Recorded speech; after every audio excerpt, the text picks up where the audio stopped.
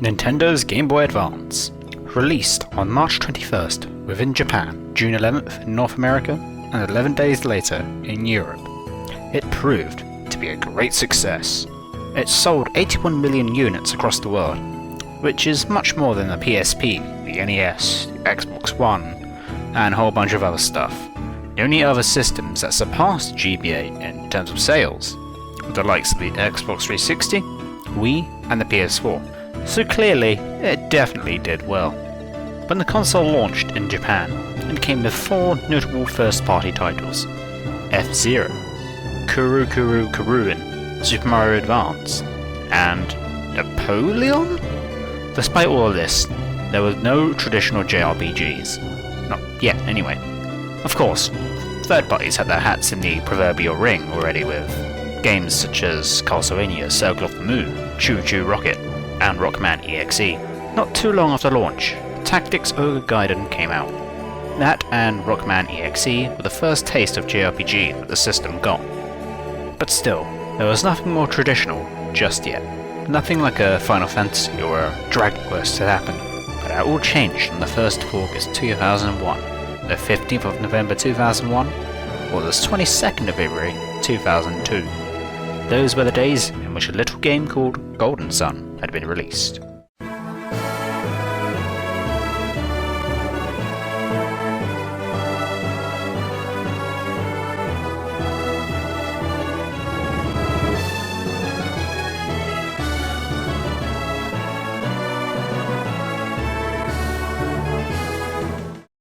Golden Sun, otherwise known in Japan as Hogon no Taio, is a very special series to a lot of people. It was the first traditional JRPG to be released for the GBA, and because of that, a great deal of folks were truly able to be drawn into the universe of this brand new gaming handheld. They finally had something long to truly sink their teeth into. Not that you couldn't get such an experience from playing like Mario or something, but JRPGs are their own thing. Grand adventures, spells, monsters, and many people to speak to. These commonplace tropes could finally be dealt with on this little device. Many people really do get their jollies from JRPGs. They love that they can get really absorbed into a game's world, its characters, and be totally engrossed in whatever combat systems. I'm still kind of a JRPG noob, or just an RPG noob in general, so I can't really say how much of that really applies to me specifically. But regardless, I know people are into that kind of genre. So to have Golden Sun fulfill that purpose and provide these desires for GBA owners back in the day, must have been Christmas for them. But of course, blandness is a thing. Nobody's going to fall in love with a game that's completely typical of the genre it's a part of. A game needs to have something unique about it, something that makes it stand out and truly turn it to something special. What would that be for Golden Sun? Well, it's exactly what I'm going to be talking about today. Hey all, you know who I am. Your local friendly neighborhood local individual local that happens to not really be into RPGs, yet I really love Golden Sun. Today is Golden Sunday, a special day where Golden Sun fans collectively celebrate the existence of this wonderful game franchise. This video serves as my entry, 2 cents, celebration, whatever you want to call it. Anyway, here I'll be talking about what it is exactly that makes the first Golden Sun game so special. Before I really get into the power bread and general topic at hand, I should address the fact that this isn't going to be a review. I'm not going to be mentioning every single seed of the game like the YouTube game reviewer chump 129 or whatever. I wouldn't have much to say on everything anyway. I'll only like to talk about the things that I want to talk about, such as this topic. Okay, so games need to be unique, right? I said that earlier. Perhaps that may have been a bit of a misnomer. Golden Sun is a game that very much makes use of common JRPG tropes. It isn't all that unique when you look at the whole package, but there are enough things in there that makes it so freaking beloved. Like the Jin. Oh yeah, these creatures are game changers. Literally, they change a typical JRPG into an entirely different beast. You can find these little guys all across the game, in caves, in towns, wherever. They're usually hidden behind some kind of puzzle. You might need to roll some logs to get to one, another may task you to use your synergy spells in unique ways. Whenever you get to them, one of two things may happen.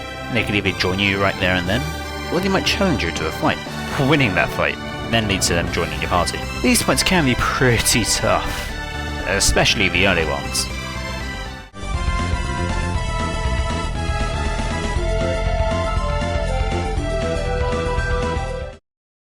Yeah, due to how early in the game some of these fights are situated at, you won't have as many options to go about fighting as you'll get later. So when you're faced with a suddenly powerful foe like this son of a bitch here, it's difficult to find a path to victory.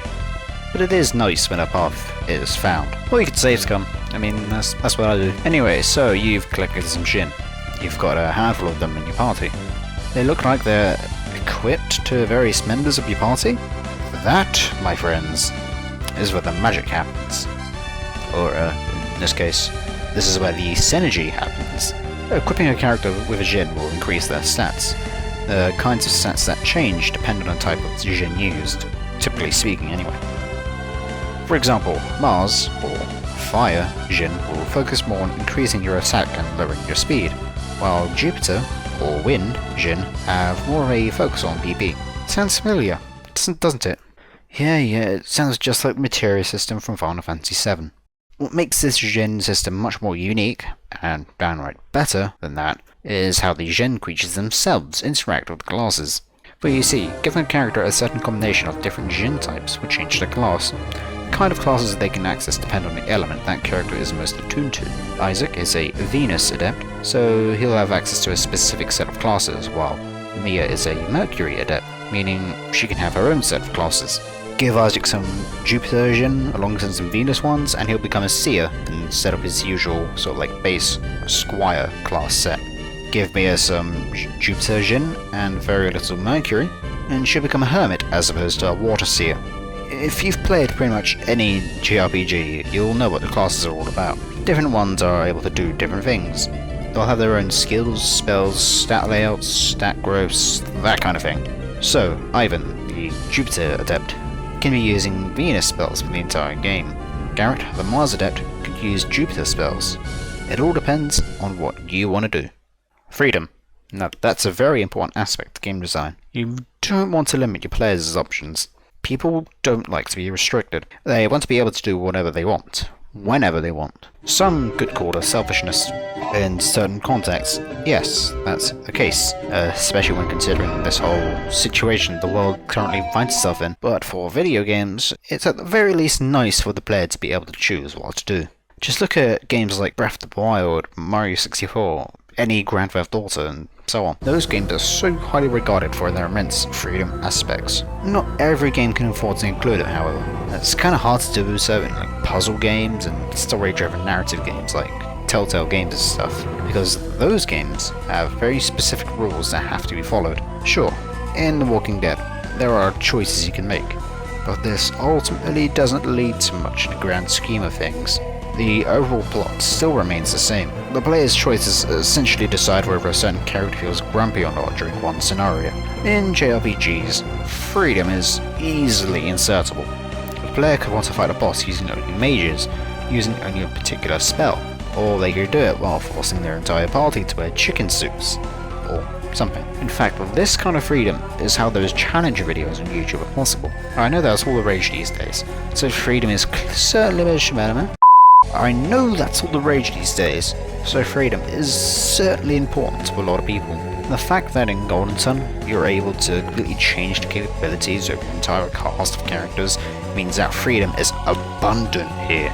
If you like giving Isaac some water moves, go for it. Want Ivan to use some fire? Sure. Sticking with the monotype setup? That's fine. He can be as sporadic as you like.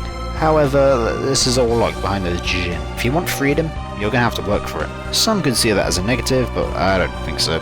You do have to work for nice things, generally speaking.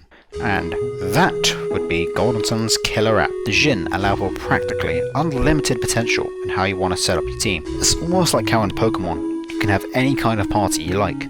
But it's not the only thing that makes Golden Sun what it is. See, there's this particular synergy spell known as Mind Read. As the name implies, it reads minds. Didn't you know? You get it after you've left your hometown of Vale and arrived at a nearby village known as a vault. Once you've arrived in the vault, you're able to read the mind of any NPC you come across. Such an ability opens the doors to the near infinite possibilities regarding world building and characterization. A person who seems confident on the outside might actually be trembling with fear on the inside. Someone who's hiding a secret is nothing compared to the power of discerning thoughts.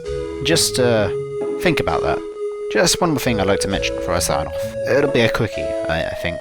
Golden Sun's soundtrack is immensely good. Like, holy crap, it's amazing. The GBA isn't known for its amazing sound processing capabilities, which results in some games having tracks that aren't exactly pleasing to listen to. Something like this.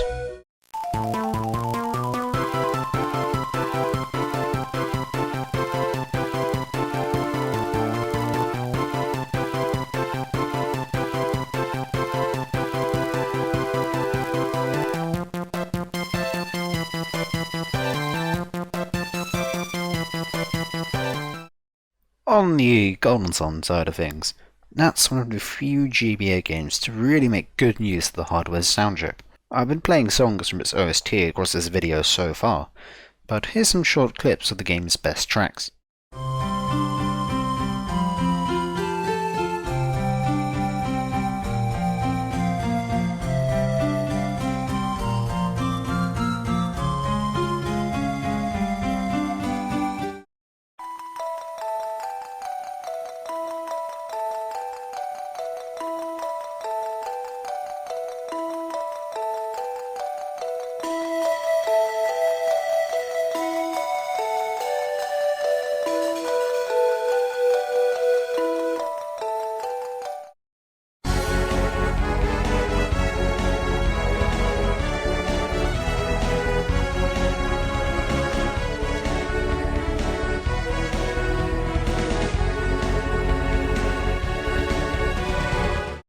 See what I mean? These songs are absolutely phenomenal. Motoi Sakuraba is a frickin' genius.